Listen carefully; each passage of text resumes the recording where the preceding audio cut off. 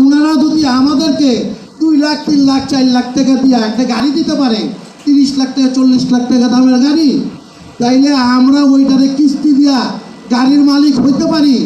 তাইলে আমরা মনে করি এই ট্রেড ইউনিয়নের মাধ্যমে থেকে হাওলাদার সাহেব যদি চেষ্টা করে, মনে করে আগে বডি মিস্ত্রিরে একটা সুফল দেখাইতে হবে, দেখাইলেই এই ট্রেড আগে বাড়বে, একটার পর একটা স্টেপ আগে বাড়বে। আগে বাড়ার কারণ হইল আমাদের বডি মিস্ত্রিরা আসলে অনেকেই মানে দিন যায় রাত যায়, কোনো জায়গার কোনো নির্ধারিত জায়গা নাই। আমি মনে করি যদি উনি চেষ্টা করে সরকারের প্রসেসিংয়ে এবং উনার নেতৃত্বে উনার ট্রেডে আমি মনে করি উনি হয়তো 100 বিঘা জায়গা, 200 বিঘা জায়গা, 50 বিঘা জায়গা আমাদের একজন বডি মিস্ত্রি যার কাগজপত্র আপ টু ডেট আছে তাদেরকে একটা সুফল দেও, তোমরা আসো, তোমাদেরকে 10 কাঠা করে জায়গা দেই, এই 10 কাঠা জায়গার বিনিময় তোমরা এইটারে একটা অনুদান 10% 20% দাও, আর বাকি টাকাটা তোমরা দীর্ঘমেয়াদী 10 বছর 15 বছরের মেয়াদি করে তোমরা ওই জায়গার মালিক বানিয়ে দেয়। আসলে আমি ট্রেডের মালিক, আমি বর্তমানে একটা বড় প্রতিষ্ঠানের দায়িত্বে আছি।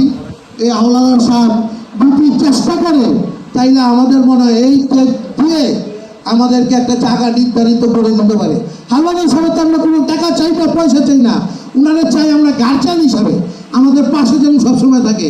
আমাদের জায়গা, আমাদেরকে 100 বিঘা জায়গা 20 জন 50 জন একটা ডিভিশনে, যেরকম এইটা আছে আপনার রিকোরিয়া আছে, এইখানে স্থান চলে যাবে, গাজীপুর আছে, আপনার হেমায়তপুর আছে, বিভিন্ন জেলার বিভিন্ন ডিস্ট্রিক্টে। উনি যেহেতু এটা সারা বাংলাদেশের ট্রেড, তাহলে সারা বাংলাদেশের মানুষকে উপকৃত করার জন্য উনি জীবন জানব, তাইলে যে আমাদের কিছু পাওয়া হবে।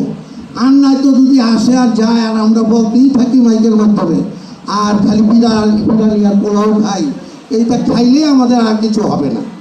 আমাদের দরকার একটা বাস স্ট্যান্ড থাকলেই একটা স্টেডিয়ামের সামনে দোকানপাট হয়, ভিতরে ফুটবল খেলে, তাহলে আমরা ভিতরে বসে বসে আমরা গাড়ি বানাবো আর সামনে আমাদের মার্কেট থাকবে, আমরা সবাই একটা সুফল পাবো।